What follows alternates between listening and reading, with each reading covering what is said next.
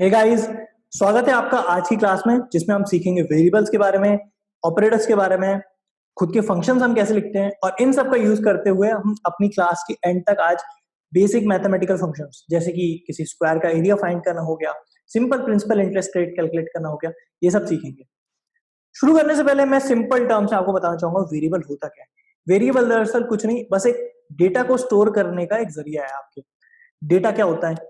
Data आपने अक्सर अपनी लाइफ में सुना होगा, यार मेरा डेटा पैक खत्म होने वाला है ना। तो दरअसल कंप्यूटर और मोबाइल की दुनिया में सब कुछ जो आप देखते हैं, इमेजेस हो गई, आपकी एप्स हो गई, सब कुछ दरअसल डेटा होता है, डेटा के फॉर्मेट में। और ये सब भी पीछे कंप्यूटर के बैकग्राउंड में टेक्स्ट के फॉर्मेट में सेव होता है। टेक्स्ट यानी कि वो सारे नंबर 0 से लेकर 9 और आपका बेसिकली आपने जितने भी कीबोर्ड पे आपको अपनी A B C D E F दिखाई दे रहा है, सारी जो कीज दिखाई दे रही है आपको, उसके फॉर्मेट में सेव होता है इनका कॉम्बिनेशन यूज करके।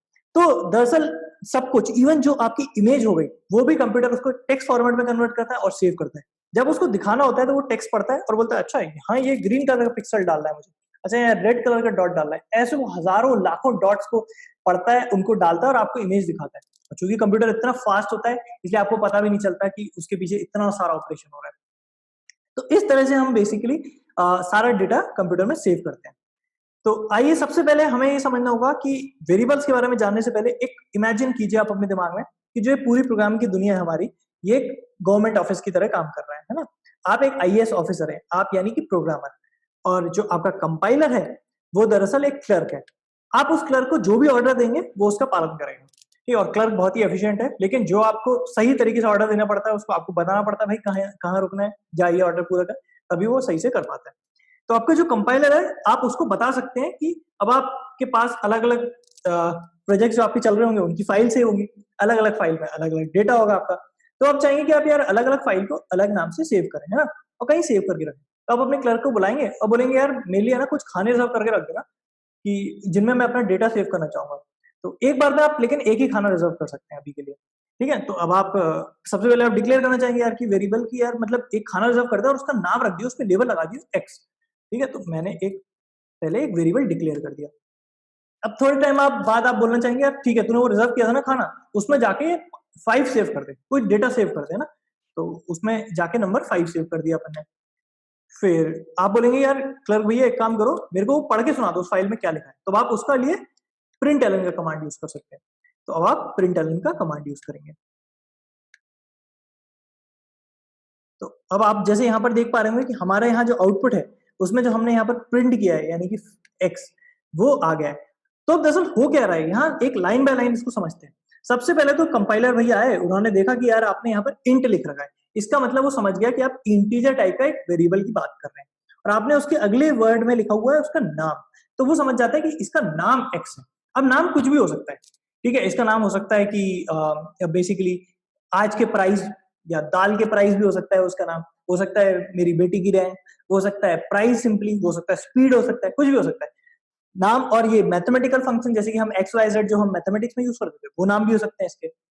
तो नाम, लेकिन कुछ लिमिट होती है नाम रखने की, मैं वो बताता हूँ आपको उसके बारे में।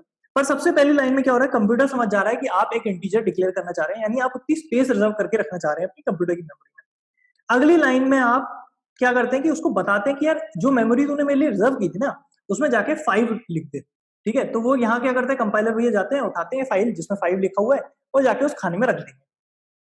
फिर अगली लाइन में क्या होता है कि आपका उसको आपको जब बोलते हैं कि यार मेरे को पढ़ के सुना दो उस फाइल में कंटेंट क्या था या लाके मेरे को दे दो, तो वो आप उसके लिए जब भी आप system dot out dot println x करते हैं तो कंपाइलर भैया क्या करते हैं कि वो जाएंगे और उसको फेच करके लाएंगे फाइल आपके लिए। अब आप तो आईएएस ऑफिसर है, आप तो बैठे बैठे काम बैठे हुए हैं, क्लर्क जाके पीछे यानी आपका जो कंपाइलर है वो पीछे जाके सब आपके लिए काम करके ला रहा है। तो इस प्रकार से कुछ होता है।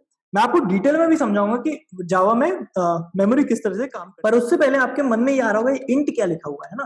तो इंट दरअसल कुछ नहीं, एक डेटा टाइप है। यानी कि क्या होता है कि अलग अलग टाइप का डेटा हो सकता है ना, हो सकता है एक पतली फाइल हो सकता है मोटी फाइल हो सकता है बहुत मोटी फाइल हो, है ना, हो सकता है पूरा पूरा फोल्डर हो जिसमें हजारों फाइल रखी हो आपने और आप अलग अलग चीजें रखवाना चाह रहे हो। तो कंप्यूटर ने क्या कर रखा है अपने इसमें एफिशिएंट होने के लिए अलग अलग टाइप के खाने बना रखे हैं। कुछ छोटे खाने हैं, कुछ बड़े खाने साइज हैं। तो अब आप ये तो नहीं चाहेंगे कि अगर आपके पास छोटा डेटा हो तो वो बड़े खाने की जबरदस्ती की जगह ले, तो इसलिए आप वो छोटे खाने में रखते हैं। तो इसीलिए हम डेटा टाइप बोलते हैं कि यार अलग अलग टाइप का डेटा है। जैसे इंटीजर हुआ यानी इंट यानी कि इंटीजर, तो जैसे हमने ये टाइप डिक्लेयर किया तो कंपाइलर जाता है और एक छोटी सी स्पेस रिजर्व कर लेता है। इसी प्रकार से और भी टाइप होते हैं, जैसे फॉर एग्जांपल आपका एक स्ट्रिंग टाइप हो गया। तो मान लीजिए स्ट्रिंग का मैंने जैसे आपको बोला था कि वेरिएबल का नाम आपको सही तरीके से रखना चाहिए, तो अब हमने रखा नेम, है ना?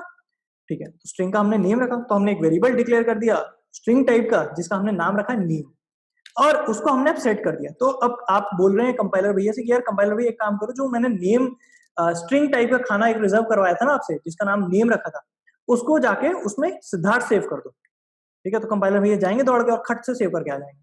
फिर वो आप बोल सकते हैं यार मेरे को एक पढ़ के भी सुना दो यार क्या लिखा था उसमें, थोड़े टाइम बाद आप बोल सकते हैं ये चीज। तो आप यहाँ पर system.out.println नेम कर देंगे। ठीक है, जब आप इसको अब रन करेंगे तो आप देखेंगे जो इस फाइल के अंदर था यानी कि सिद्धार्थ, वो आपके लिए प्रिंट हो चुका है। यहाँ पर आगे बढ़ने से पहले एक चीज बहुत समझने की है कि ये सारे आप देख रहे होंगे अलग अलग ऑपरेशन है ना? तो कोई ऑपरेशन पहले हो सकता है, कोई बाद में हो सकता है, कोई जरूरी नहीं आपको इस ऑर्डर में फॉलो करना। हर एक आपके दिमाग में हर ऑपरेशन यानी हर स्टेटमेंट जो है उसका एक अलग माइंड में इमेजिनेशन बननी चाहिए। जैसे हमने इस लाइन में सिर्फ वो वेरिएबल डिक्लेयर किया है, ठीक है, अभी हमने इसमें कुछ सेव नहीं किया, हमने बस क्लर्क भैया को बोला यार ये स्पेस मेरे लिए रिजर्व करके रख देना, इससे पहले कोई और ले, स्पेस खत्म हो जाए उससे पहले बस मेरे लिए एक स्पेस रख के खत्म करके रखो आप, है ना? फिर अगली लाइन में आपने बोला x इज इक्वल टू 5 यानी कि आप x को प्रिंट कर दीजिए कि भैया x, सॉरी आप x में 5 सेव कर दीजिए। फिर अगली लाइन में आप बोल रहे हैं प्रिंट कर दीजिए उसको, यानी कि मेरे को पढ़ के बता दीजिए उसमें कंटेंट क्या था। मान लीजिए अभी के लिए मैं इस लाइन को हटा देता हूँ, ठीक है, और मैं अब इसको चलाऊंगा प्रोग्राम को, तब आपका क्या होगा यहाँ पर, अब आपका जो 5 आपने प्रिंट किया था यानी आपने रीड वाला कमांड इस बार हटा दिया है, तो वो एग्जीक्यूट नहीं हुआ, क्लर्क भैया ने आपको यहाँ लाके कुछ भी नहीं दिया। लेकिन इसका मतलब ये नहीं कि प्रोग्राम में वो वेरिएबल सेव नहीं हुआ है, वो वेरिएबल सेव हुआ था बट आपने उसका कोई और यूज नहीं किया। तो इस तरह से आप अलग अलग चीजें देख सकते हैं। अब जब मैं आपको बता रहा हूँ कि अलग अलग स्टेटमेंट्स हैं, इसका मतलब ये भी होगा कि मैं इस इंट को यानी एक इंटीजर टाइप के वेरिएबल जिसका नाम x है उसके लिए स्पेस रिजर्व करने के बाद मैं स्ट्रिंग टाइप के लिए भी रिजर्व कर सकता हूँ।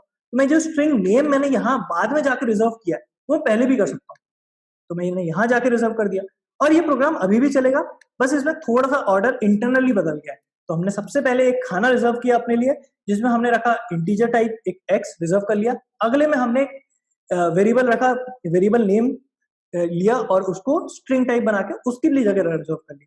अगली लाइन में हमने यहाँ पर x इज इक्वल टू 5 किया यानी कि उसमें 5 स्टोर करके रख दिया, उस खाने में हमने 5 रख दिया बस जाके। तो ऐसे इमेजिन कीजिए अपने माइंड में कहीं पर वो एक खाने में 5 लिखा हुआ है। अगले लाइन में हमने name is equal to Siddharth कर दिया यानी कि जो स्ट्रिंग टाइप का वेरिएबल की हमने जगह रखी थी उसमें सिद्धार्थ कर दिया। अब आपने देख रहे होंगे कि यहाँ पर ये सारे इंडिपेंडेंट ऑपरेशन है, बस जैसे वो रियल वर्ल्ड में अगर कोई आपको लॉजिकली सेंस बना रहे हैं तो मतलब वो प्रोग्राम की दुनिया में भी आपको लॉजिकली सेंस बनाएंगे। तो फॉर एग्जाम्पल जैसे अगर मैं int x is equal to declare कर रहा हूँ, है ना, मैं जगह रिजर्व कर रहा हूँ, अगर मैं उससे पहले जगह रिजर्व करने से पहले ही मैं उसको सेट कर दूं, ठीक है, तो क्या वो चलेगा, क्या मुझे एरर मिलेगा, क्या होगा, आइए देखते हैं। अगर हम x इज इक्वल टू 5 करेंगे तो अब आप देख रहे हैं यहाँ पर कि हमें कंपाइल आउटपुट मिल रहा है, एरर मिल रहा है, यानी बोल रहा है कैन नॉट फाइंड सिंबल, यानी आपने क्लर्क भैया को बोला कि यार जाके x में रख दे, क्लर्क भैया बोल रहे हैं यार ये तो आपने मेरे को बताया नहीं, कोई खाना मैंने ऐसा रिजर्व किया ही नहीं जिसका नाम x रखा है आपके लिए, तो अब मैं कैसे कर दूं उसको, तो उसको ये समझने में दिक्कत आएगी। इसलिए ऑर्डर को मेंटेन करना जरूरी है। जैसे रियल वर्ल्ड में आप पहले क्लर्क भैया को बोलेंगे यार एक स्पेस रिजर्व कर दे, उसका नाम x रख दे, है ना, उसके ऊपर एक x नाम का लेबल चला दे, और जब मैं अगली बार x दूं, x कुछ भी रखने को दूं तो उसमें तो जाके x ढूंढना और कर देना। बट अब आपने चूंकि क्लर्क भैया को बोला ही नहीं अभी तक कि x डिक्लेयर नहीं किया आपने, इसलिए अभी जब आप उसको बोल रहे हैं कि भाई पहले कर दो तो क्लर्क भैया को ये हो गया कि भाई ये तो है ही नहीं, क्या करवाने को बोल रहे हो आप मेरे से, तो इसलिए आपको उन्होंने एरर दे दिया। बट यही इसलिए अब जब बाद में करते हैं आप इस चीज को तो ये चलने लगता है, ठीक है। तो यानी प्रोग्रामिंग की दुनिया में सब कुछ लाइन बाय लाइन चल रहा है। मैंने आपको स्टार्टिंग में भी दिखाया था कि कंपाइलर कैसे लाइन बाय लाइन आगे बढ़ रहा है, वर्ड बाय वर्ड आगे बढ़ रहा है। सबसे पहले वो जाके ये प्रिंट करता है, फिर उसके बाद देखता है कि अच्छा आप बोल रहे हैं कि रिजर्व करता है। उससे पहले भी आप देख रहे हो कुछ ब्लैंक लाइन्स है ना। अब ब्लैंक लाइन से इससे कुछ आपत्ति तो नहीं, कुछ भी दिक्कत नहीं, आप कितनी भी ब्लैंक लाइन डाल सकते हैं प्रोग्राम में, कोई दिक्कत नहीं। इसका ब्लैंक लाइन का मतलब कि आप यहाँ पर कुछ कमांड ही दे रहे हैं, तो क्लर्क भैया को भी कोई फर्क नहीं पड़ रहा, तो आप वो ब्लैंक लाइन हटा सकते हैं, क्लर्क भैया उनको सीधे इग्नोर कर देते हैं, यानी आपका जो कंपाइलर है वो सीधे सीधे ब्लैंक लाइंस को इग्नोर कर देता है। तो आप इसमें एक चीज देख रहे होंगे, आप एक लाइन में आप डिक्लेयर कर रहे हैं, है ना, और उसके बाद अगली लाइन में आप उसको सेट कर रहे हैं। तो अब ये आपके लिए तो डबल काम हो गया। अब आप तो आईएएस ऑफिसर है भैया, आपको क्या मतलब, आपको तो नहीं चाहेंगे ना इतना काम करना पड़े, आप तो अपना काम कम करना चाहेंगे। तो दरअसल आपके क्लर्क भैया यानी आपके कंपाइलर ने आपको उसको और सिंपल बना दिया। उन्होंने क्या बोला, अच्छा आप एक काम किया करो, आप मेरे को बता दिया करो कि कौन सा खाना आपको रिजर्व करना है, और उसके बाद आप उसको साथ ही साथ आप मुझे ये भी बता सकते हो उसमें रखना क्या है, ठीक है। तो फॉर एग्जाम्पल आपने बोला कि यार एक काम करो, एक एनिमल नाम नेम नाम का एक वेरिएबल रिजर्व करके रख लो मेरे लिए, और उसमें साथ साथ में पांडा यानी ये स्ट्रिंग जो पांडा है उसको सेव कर देना, यानी कि एनिमल का नाम पांडा है आपके लिए। तो ये एक तरह का सिंटेक्स होता है जिसमें आप वेरिएबल को डिक्लेयर भी कर रहे होते हैं, यानी उसके लिए स्पेस रिजर्व कर रहे होते हैं, और साथ साथ में आप उसको सेव भी कर रहे होते हैं, उसमें कुछ वैल्यू भी सेव कर रहे होते हैं। तो आपने क्लर्क भैया बोला ये लो एक काम करना, ये मेरे लिए खाना रिजर्व कर देना, और ये लो एक फाइल जिसमें पांडा लिखा हुआ है वो जाके उसमें रख भी देना। तो बस इस लाइन में ये हो रहा है। तो इसको हम चला के देखेंगे तो कोई प्रॉब्लम नहीं आएगी। और जो अच्छा, तो अरे जैसे मैंने आपको बताया था कि स्टार्टिंग में कोई भी एक सेमीकोलन भी अगर आप मिस करते हैं तो हमें एरर देखता है। तो आइए देखते हैं, यहाँ देखिए मेन डॉट जावा line number 7 error semicolon expected. तो हमने यहाँ पर सेमीकोलन मिस किया है, हम इस सेमीकोलन को लगाएंगे और फिर उसके बाद अपना प्रोग्राम चलाएंगे। अभी देख रहे हैं आप जैसे आउटपुट आ गया। हमने जो एनिमल नेम वेरिएबल डिक्लेयर किया था, एक्स वेरिएबल डिक्लेयर किया था, इनका कोई यूज नहीं हुआ आउटपुट में, क्योंकि हमने इनको कुछ यूज ही नहीं किया, बस रिजर्व करके हमने सेव करके डेटा रख दिया। तो आइए मैं आपको बताता हूँ अलग अलग प्रकार के सबसे इंपॉर्टेंट जो डेटा टाइप्स हैं वो कौन कौन से हैं। तो अभी तक तो हमने इंटीजर देखा और हमने स्ट्रिंग देखा, आइए मैं इन सबको हटा देता हूँ और इनके बारे में थोड़ा सा बताता हूँ आपको। तो एक आपका जैसे एक इंटीजर टाइप हो सकता है ना, इसमें आप कोई भी नंबर सेव कर सकते हैं, उसकी भी एक लिमिट होती है, यानी आप -2 की पावर 31, यानी आप इमेजिन कर पा रहे हैं कितना बड़ा नंबर हुआ, यानी आप -2 की पावर 31, ये जो आपके सामने नंबर दिख रहा है आपको स्क्रीन पे, इससे लेकर +2 की पावर 31 तक आप नंबर सेव करके रख सकते हैं। इसमें आप जीरो भी सेव कर सकते हैं, इस नंबर में आप नेगेटिव नंबर भी सेव कर सकते हैं, पॉजिटिव नंबर भी सेव कर सकते हैं। एक मैंने स्ट्रिंग के बारे में भी बताया आपको, इसमें स्ट्रिंग में हमने नेम डाला लीजिए। अब आप इसको बड़ा भी रख सकते हैं, इसमें आप कोई भी स्ट्रिंग डाल सकते हैं। इसमें आप स्ट्रिंग दरअसल कंपाइलर कोई फर्क नहीं पड़ता आप उसमें क्या स्ट्रिंग डाल रहे हैं, उस फाइल के अंदर क्या लिखा है, जब स्ट्रिंग वेरिएबल यूज करते हैं तो उसको कोई फर्क नहीं पड़ता। एक चीज ध्यान रखिएगा, स्ट्रिंग वेरिएबल जो होता है वो स्टार्ट होता है डबल कोट से और एंड होता है डबल कोट से। तो जब वो कोट्स ट्रू होता है तो जावा समझ जाता है कि आप स्ट्रिंग की बात कर रहे हैं। अब आप इसके अंदर कुछ पूरी पूरी लाइन भी लिख सकते हैं, इसमें आप नंबर भी लिख सकते हैं। तो जैसे for example Siddharth got first rank in his class, ठीक है, बस इतना भी लिख सकते हैं। बस एक चीज ध्यान रखिएगा, इसके अंदर आप डायरेक्टली डबल कोट नहीं डाल सकते स्ट्रिंग के अंदर। अगर आपको डबल कोट डालना पड़ता है, डबल कोट डालना है तो उसके लिए एक स्पेशल कैरेक्टर यानी कि एक स्लैश यूज करना पड़ेगा, और उसके बाद आपको कोट लिखना पड़ेगा, तब जाके वो चलेगा, वरना वो आपको एरर दे देगा। तो मैं अगर इसको चला के दिखाऊंगा अब आपको यहाँ पर, तो हाँ इसको मेरे को प्रिंट भी करना पड़ेगा। आइए इसको प्रिंट करते हैं।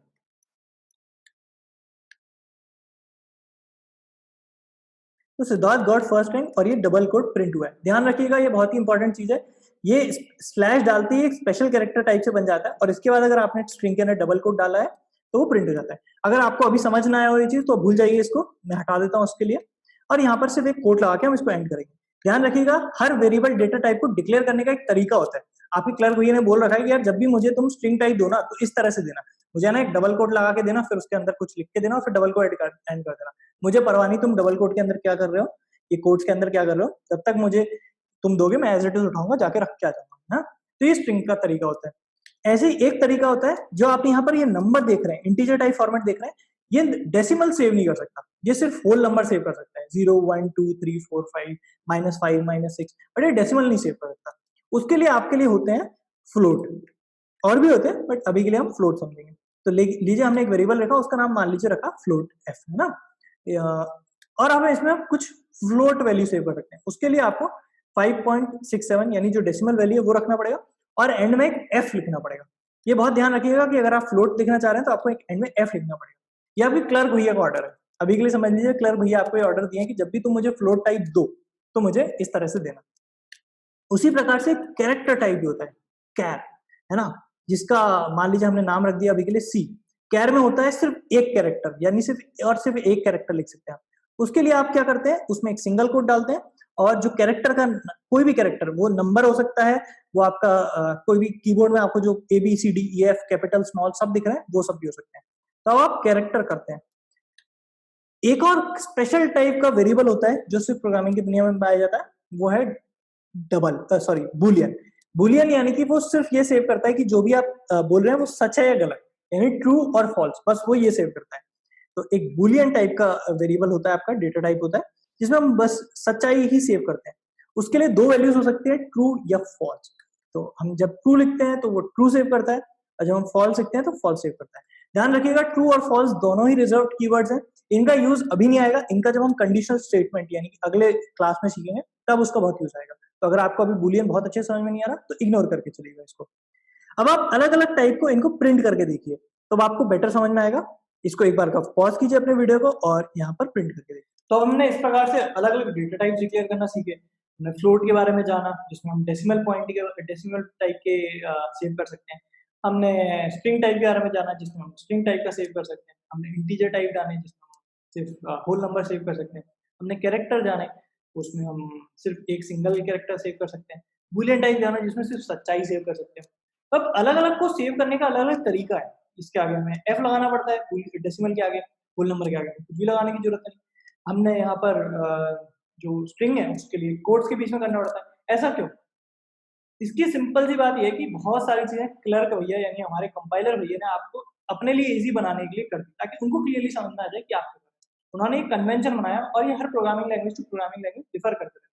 हो सकता है कि भैया जो पाइथन के कंपाइलर भैया हैं वो किसी और तरीके से देखते हैं, तो आपके जावा के कंपाइलर हैं वो इस तरह से मांगते हैं आपसे।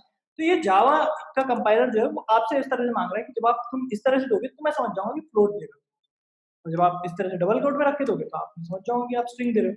तो इसलिए उसके लिए लाइफ बहुत ईजी हो जाती है, वो एकदम क्लियर सही तरीके से चीज़ें कर पाता है। क्योंकि ध्यान रखिएगा, ये स्टेप बाय स्टेप वर्क कर रहे हैं तो हमें कंफ्यूज नहीं करना है। और जावा ने इस तरह से डिजाइन किया है कि आप उसे कंफ्यूज नहीं कर सकते, वो आपको एरर दे देगा। तो जैसे अभी हमने पहले देखा था कि अगर आपने बिना एक स्पेस अपने लिए डिक्लेयर करवाए पहले ही उसमें सेव करने के लिए बोल दिया, तो बोल दिया भाई मेरे को तो पता ही नहीं है स्पेस कहाँ है, ये लो आप अपना एरर ले लो। या सेमीकोलन नहीं लगाया तो बोला भैया मेरे को समझ नहीं आ रहा कि कहाँ एंड करूँ मैं इसको, तो वो रोक लेगा आपको। तो इस तरह से जावा अपनी लाइफ इजी करता है।